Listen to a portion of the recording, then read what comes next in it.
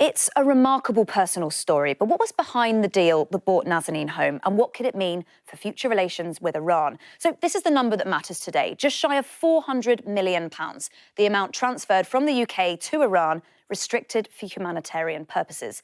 But why? Well, it comes down to a historic debt over this, 1,750 tanks. Iran ordered and paid for them all the way back in the 70s, but the UK never completed the order.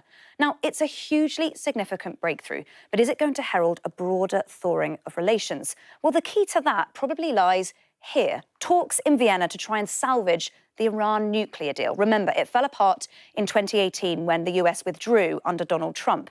It hinges on Iran agreeing to reduce its capacity to develop nuclear weapons in exchange for the removal of harsh economic sanctions.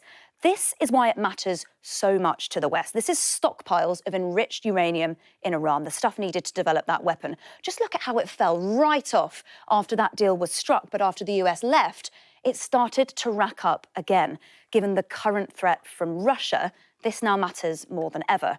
But there would also be huge benefits to Iran. Just look at what happened to its economy. After that deal was struck in 2015, GDP, that red line, started growing, inflation came down. But after the US left, the very opposite happened. The economy started to contract and inflation, look, all the way up there, surging nearly 40%.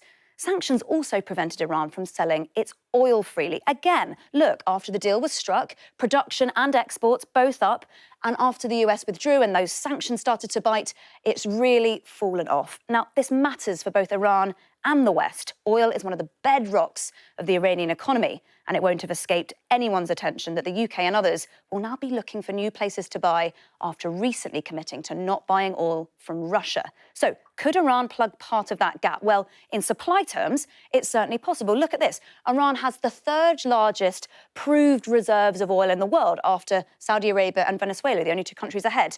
And we know that the Prime Minister is already courting other sellers. This is him today, in fact. He's travelled to the UAE and Saudi Arabia to help shore up some of that global supply. There would, of course, be other obstacles to repairing relations with Iran, not least human rights and regional politics. But Nazanin returning home is a huge breakthrough. A further thawing could benefit both sides.